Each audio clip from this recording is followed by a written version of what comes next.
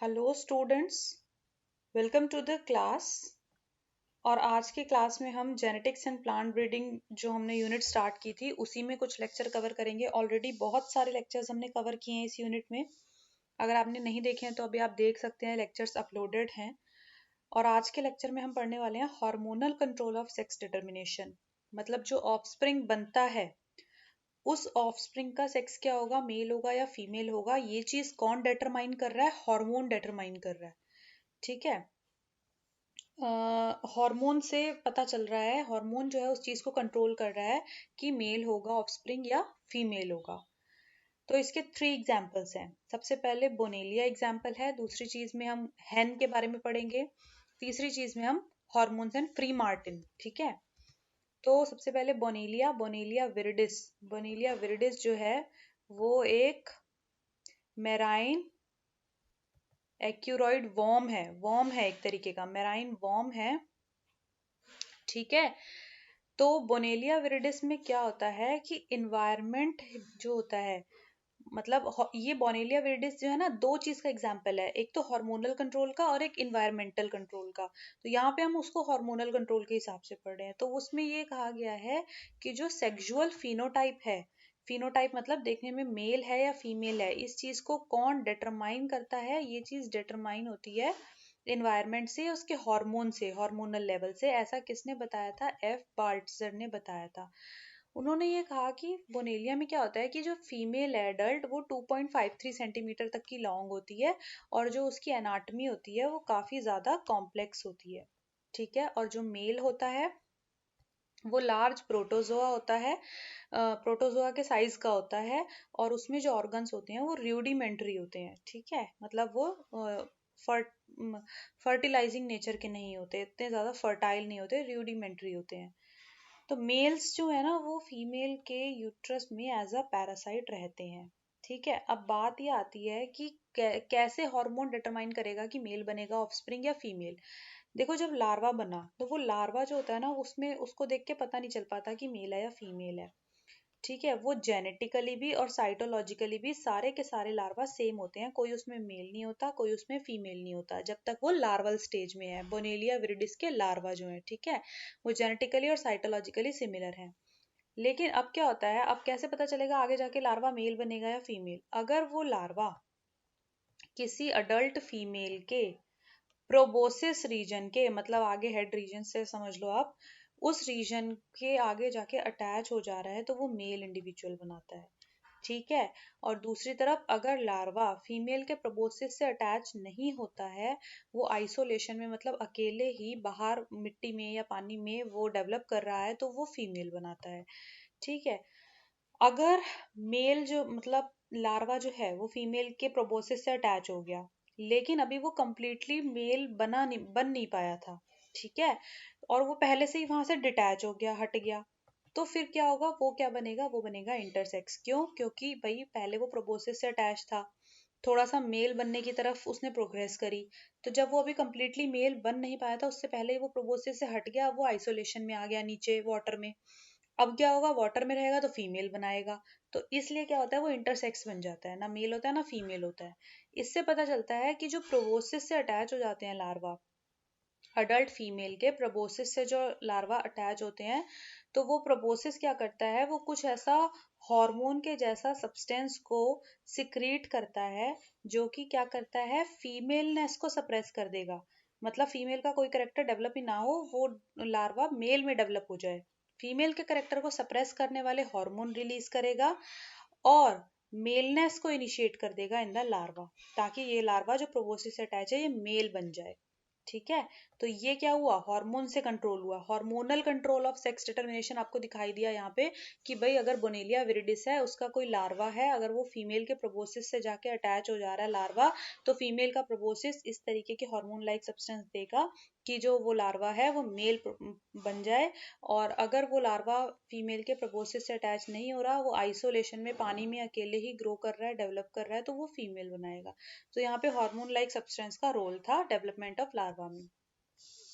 Cruise हैन, देखो crew नाम के एक साइंटिस्ट थे, क्रू नाम के साइंटिस्ट थे, उन्होंने कहा ये जो हैंस होती हैं, इनको बर्ड्स भी बोलते हैं ना, इसमें क्या होता है कि जो नॉर्मल फीमेल है, नॉर्मल फीमेल का सिर्फ एक ही गोनैड जो है वो फंक्शनल ओवरी में डेवलप होता है, दूसरा गोनैड रूडिमेंट्री रहता है। ठीक है, जैसे कि मैमल्स के केस में तो दोनों और ओवरी होती है ना फंक्शनल, इसमें क्या होता है एक गोनाड जो होता है वो फंक्शनल ओवरी बनाता है, दूसरा रूडिमेंट्री रहता है। अगर फंक्शनल ओवरी वो डिस्ट्रॉय हो गई, है ना, अगर जो फंक्शनल ओवरी थी वो डिस्ट्रॉय हो गई, तो फिर जो रूडिमेंट्री गोनाड जो बचा हुआ था वो एकदम से टेस्टिस में डेवलप हो जाता है। ठीक है, यानी कि फीमेल का जो सेक्स था वो मेल सेक्स हो गया। भाई पहले ओवरी थी तो हमने उसको फीमेल बोला, अब जब वो ओवरी किसी तरीके से फंक्शन नहीं कर रही है और डिस्ट्रॉय हो गई है तो दूसरा गोनाड टेस्टिस बना रहा है, तो अब वो मेल हो गया वो ऑर्गेनिज्म। यानी कि इसको बोलते हैं sex reversal, male female sex से मेल सेक्स में रिवर्स हो जाना, इसको बोलते हैं sex reversal. Such a sex reversed hen can even father चिक विच कैन बी एक्सपेक्टेड, इसको इतना ज्यादा इंपॉर्टेंट नहीं है। अब ये केस जो है इसको आप समझिए कि कैसे होता है सेक्स रिवर्सल। जैसे कि एम्ब्रियो था, ठीक है, एम्ब्रियो था, अब हेंथ के केस में जिनके पास ZW जीनोटाइप था, उन्होंने पिट्यूटरी को स्टिमुलेशन दिया, पिट्यूटरी ग्लैंड को, कि फीमेल हार्मोन प्रोड्यूस करा जाए। जब फीमेल हार्मोन प्रोड्यूस हुआ तो जो हैन का गोनैड था वो ओवरी में डेवलप हो गया। ठीक है, अब जब ओवरी बन गई, अब ओवरी भी फीमेल हार्मोन रिलीज कर रही है, पिट्यूटरी भी फीमेल हार्मोन रिलीज कर रही है, तो क्या होता है कि ये ओवरी ही इंडिकेशन देती है पिट्यूटरी को कि अब फीमेल हार्मोन जो है प्रोड्यूस करना बंद कर दो। अब जब पिट्यूटरी ग्लैंड जो है फीमेल हार्मोन को प्रोड्यूस करना बंद कर देती है, इनहिबिट कर देती है, तो वो क्या हो गया, कैसे इनहिबिट किया उसने, क्योंकि ओवरी ने उसको स्टिमुलेशन दिया, तो इसको हम बोलते हैं डेवलपमेंटल फीडबैक सिस्टम। यानी कि पिट्यूटरी के हार्मोन से ही वो गोनाड ओवरी में डेवलप हुआ, और फिर उसी ओवरी ने डेवलप होने के बाद वापस से पिट्यूटरी को सिग्नल दिया कि फीमेल हार्मोन जो है रिलीज करना बंद कर दो, तो इसको बोलते हैं feedback system, developmental feedback system. अब क्या होता है कि जो फीमेल हार्मोन हाई लेवल में सिक्रीट हो रहा है, पहले पिट्यूटरी से, ठीक है, बाद में ओवरी से, तो वो सफिशिएंट होता है to suppress the action of male hormone, ठीक है, producing cells of body such as steroid producing cells of adrenal glands. मतलब वेयर इज हाइलाइटर, ओके,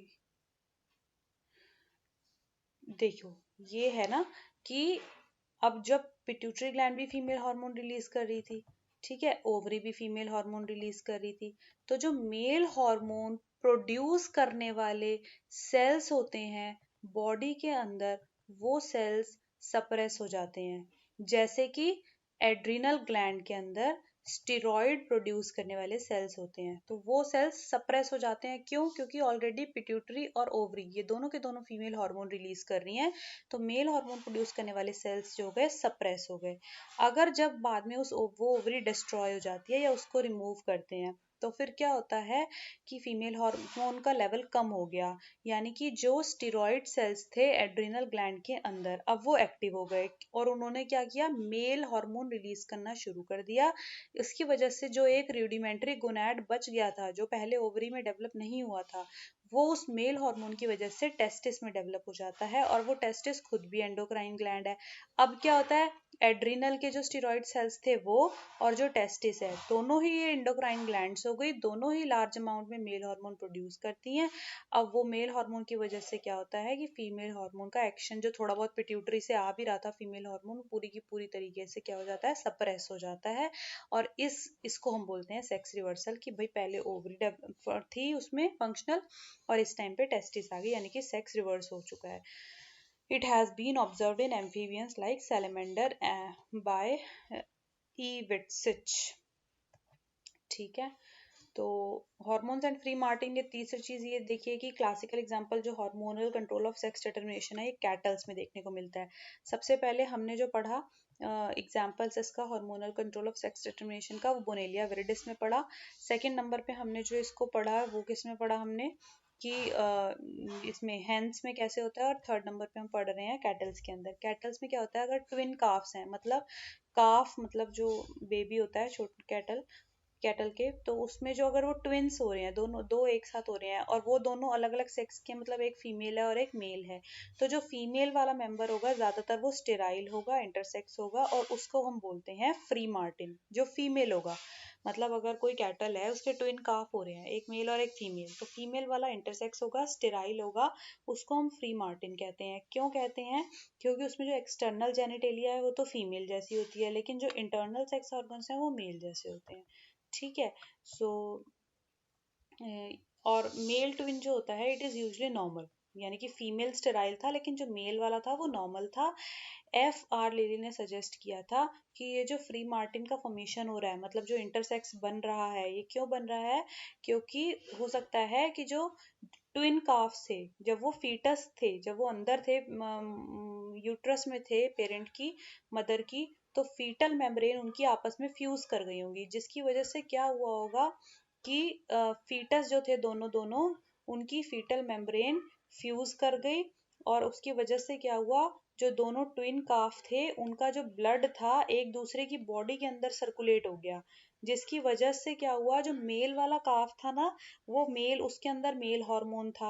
अब वो मेल हार्मोन जो मेल के काफ ने प्रोड्यूस किया था, वो फीमेल वाले हार्मोन जब उसकी फीमेल वाले काफ की बॉडी में चला गया, तो उसने फीमेल के जो इंटरनल वाले सेक्स ऑर्गन्स थे उनको डिफरेंशिएट ही नहीं होने दिया, मतलब उनको बनने ही नहीं दिया, ताकि और इसकी वजह से क्या हुआ कि फीमेल के अंदर जो एक्सटर्नल जेनिटेलिया थी वो तो फीमेल वाली ही रही, लेकिन इंटरनल सेक्स ऑर्गन्स डेवलप नहीं हो पाए, क्योंकि उस फीमेल के काफ की बॉडी के अंदर जो मेल काफ था उसका ब्लड सर्कुलेट हो गया था, और उस मेल ब्लड में मेल के हॉर्मोन्स थे। ठीक है। तो होप कि आप लोगों को क्लियर हो गया होगा कि किस तरीके से हॉर्मोन्स जो हैं वो डिटरमाइन करते हैं कि मेल बनेगा या फीमेल बनेगा। तो हॉर्मोन्स का इसमें बहुत ज़्यादा इंपॉर्टेंट रोल होता है। 3 एग्जांपल्स हमने देख लिए हैं।